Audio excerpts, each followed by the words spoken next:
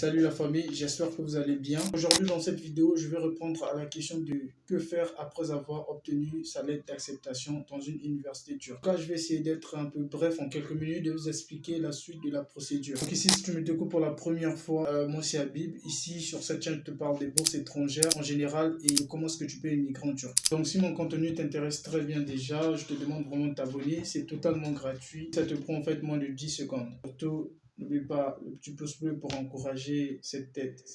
Donc, il y a de cela 3 jours déjà, j'avais publié une vidéo sur ma chaîne YouTube parlant de l'ouverture des inscriptions à l'université de Karabük pour des étudiants étrangers. Que je vous laisse d'ailleurs le lien juste en haut aussi, quelque part là. Et au fait, il y a certains de mes abonnés qui ont postulé par la grâce des dieux qui ont eu leur lettre d'acceptation. Et que plusieurs m'ont posé la question de savoir c'est quoi la suite à vivre. Donc, la première des choses à faire ici, c'est d'aller au consulat ou bien à l'ambassade de la Turquie qui se trouve dans votre pays avec votre lettre d'acceptation imprimée bien sûr. Leur informant que vous avez été accepté par l'université de Karabük et que vous voulez commencer avec votre procédure de visa. C'est par eux que vous aurez toutes sortes d'informations pour votre procédure de visa. Avant de vous lancer dans toute cette démarche, rassurez-vous de quelque chose, d'avoir un garant et lancer également la procédure de son passeport si on a. Parce que beaucoup ont été acceptés avec des cartes d'identité. Vous n'allez jamais voyager avec une carte d'identité. Avant de lancer la procédure, rassurez-vous d'avoir un garant et dialoguer avec lui. Expliquez-lui de A à Z comment sont les réalités de vivre en Turquie pour un étudiant étranger. Parlez-lui des choses négatives sur la Turquie qu'il doit savoir, que le manque de jobs étudiants par exemple, tels que les baisses de monnaie répétées. Parlez-lui également de combien est-ce qu'un étudiant peut dépenser par mois et du prix de la filière que vous allez apprendre ici. Que le monsieur doit au moins disposer une somme d'au moins 5 millions dans son compte. Ici je parle de son compte bancaire. Donc ici notez bien, le garant n'est pas forcément ton père biologique ou bien un membre de la famille. On se retrouve dans certaines situations où le papa n'a pas vraiment l'argent dans son compte bancaire mais qui est quand même garant de soutenir son fils. C'est le cas d'un frère que je connais très bien. Son père n'avait pas vraiment l'argent dans le compte bancaire et n'avait pas des papiers pour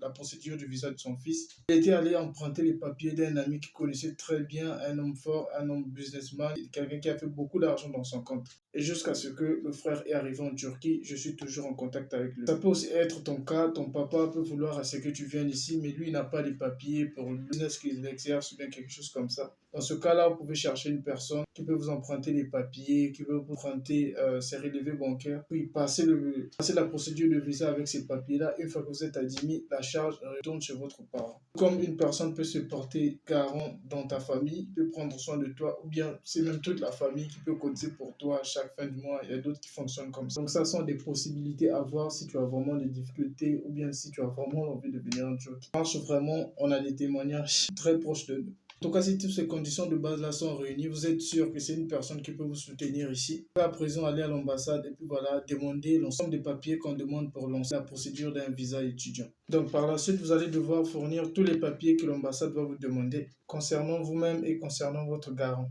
Une fois tous ces papiers réunis, vous allez passer maintenant à l'interview avec un membre de l'ambassade qui va devoir vous poser des questions, par exemple sur votre garant, qu'est-ce que vous venez faire en Turquie, pourquoi avez-vous choisi la Turquie. C'est un peu basique, bon, peut parfois sembler un peu être difficile parce que vous êtes en face d'une personne. Genre, vous avez votre destin entre les mains, donc les réponses que vous allez donner va déterminer si vous allez avoir le visa ou pas. Une fois que l'interview va passer, il va vous rester peut-être 2 semaines ou 3 semaines pour attendre la réponse positive ou bien négative sur votre visa. Donc là, je vous rappelle qu'une fois que vous réunissez vos documents, n'allez pas d'abord à l'ambassade. Préparez-vous déjà pour l'interview parce que c'est un piège pour l'ambassade de la Turquie. Si vous demande de venir déposer les dossiers, c'est au fait le même jour où vous venez déposer les dossiers, des fois vous n'êtes pas préparé quand vous pose ce genre de questions. Et ça augmente le taux du stress et des fois beaucoup de gens échouent. Si vous voulez une vidéo aussi concernant mon interview sur mon visa, je suis toujours disponible. Écrivez juste sur les commentaires. Habib, on a besoin d'une vidéo sur les questions. Je vais essayer de répéter les questions les plus importantes ou bien les plus difficiles qu'il pose et de vous éclaircir en même temps. En tout cas, concernant cette question, j'espère que j'ai été un peu clair. Mais si vous avez des questions, je suis toujours, le lien de mon groupe WhatsApp se trouve toujours en description de cette vidéo. Donc,